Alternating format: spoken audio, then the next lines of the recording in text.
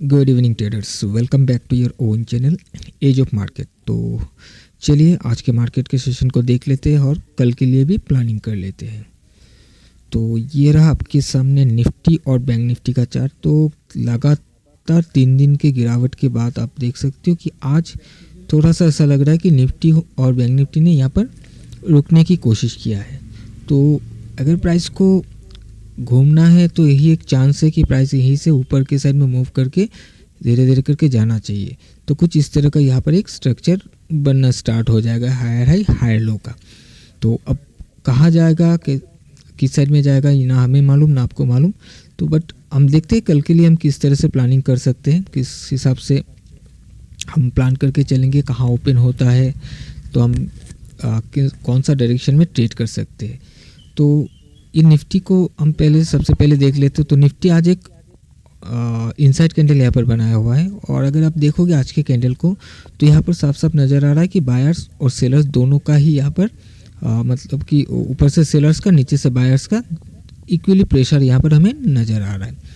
तो अगर हम इसको 15 मिनट चार्ट पर जाकर देखें तो आपको यहाँ पर दिखेगा कि कल का जो हमारा वीडियो था उसमें मैंने आपको साफ साफ बताया था कि प्राइस 17,000 के ऊपर अगर चला जाता है, यहाँ पर ओपन होता है या फिर नीचे ओपन होकर ब्रेक करके चला जाता है तो ऊपर के साइड यहाँ पर सस्टेन करने के बाद थोड़ा बहुत ऊपर के साइड में हमें मूवमेंट दिखाई दे सकता है। बट थोड़ा सा सावधान रहना है क्योंकि जैसे ऊपर जाएगा प्राइस फिर से सेलर्स का प्रेशर नज़र आएगा। तो कुछ इस तरह का मार्केट हो सकता है और वैसा ही आज के दिन में हमें यहाँ पर नज़र आया।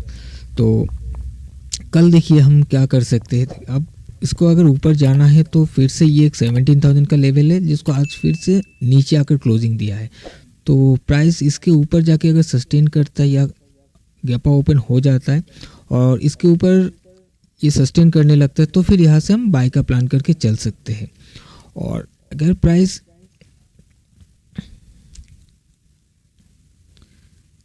यहाँ पर एक लेवल है, मैं आपको मार्क कर देता हूँ।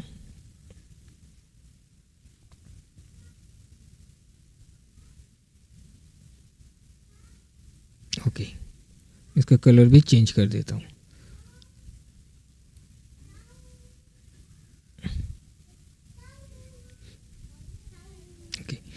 ओके सो प्राइस मान लीजिए कि 17,000 के नीचे यहीं कहीं ओपन होता है और यहीं से घूमने की कोशिश करता है या फिर ओपन होके इस लेवल को ब्रेक करके नीचे आ जाता है तो फिर यहाँ से हम एक सेल का प्लान करके चल सकते हो सकता है इस जोन तक कल ये फिर एक बार आने की कोशिश करे।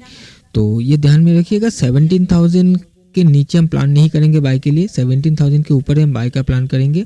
और 17,000 या फिर 16,950 का ये एक लेवल है, इसके नीचे अगर मिलता है तो बहुत अच्छा है, हमें एक सेल का अच्छा ट्रेड मिल सकता है नीचे के साइड में। तो अभी चलिए हम एक बार बैंक निफ्टी को देखते हैं। अच्छा, इससे पहले और एक चीज़ मैं बताऊंगा यहाँ पर कि अगर मान लीजिए कि बहुत बड़ा गैप अप नज़र आ जाता है तो वहाँ से फिर आप प्लान कर सकते हो सेल के लिए। अगर किसी रेजिस्टेंस पर आपको मिलता है, मान लीजिए यहाँ पर ये एक रेजिस्टेंस लेवल है और इसके अलावा यहाँ पर आप देख सकते हो ये जो भी रेंज था मैंने आपको पहले भी बताया था, अगर प्राइस यहाँ कहीं ओपन होकर स्पाइक दिखाता है, इस तरह से चला जाता है तो वहाँ पर आप देखिएगा कि प्राइस का किस तरह से रिएक्शन हो रहा है।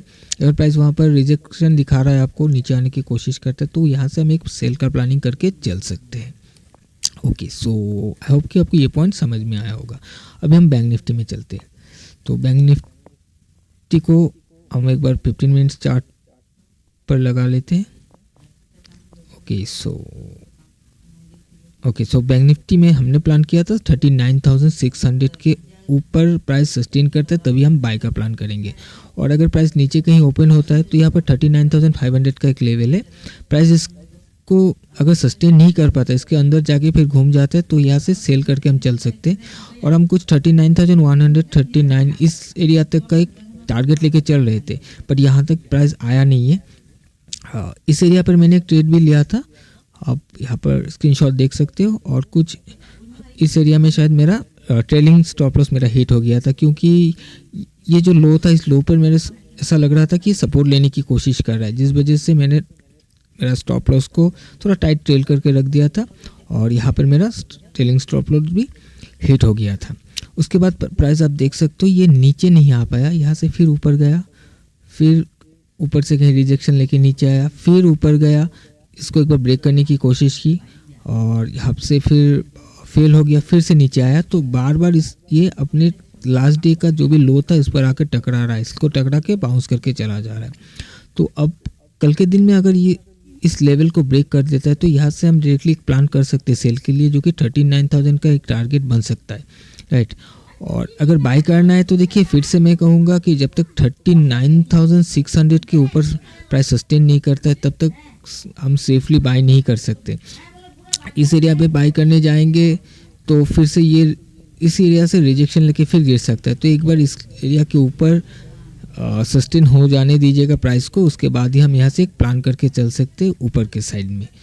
सो आई होप कि आपको ये पॉइंट भी समझ में आया होगा। इसके अलावा अगर गैप अप ओपन हो जाता है, कुछ बड़ा गैप अप आपको दिखता है और वहाँ से रिजेक्शन दिखने लगता है, तो वहाँ से आप एक बार सेल का प्लानिंग भी कर सकते हो। सो यही था आज का प्लान मेरा कल के दिन के लिए। आई होप कि आपको समझ में आया होगा। तो आज के लिए इतना ही, चलिए मिलते हैं एक नए वीडियो में। Till then bye bye.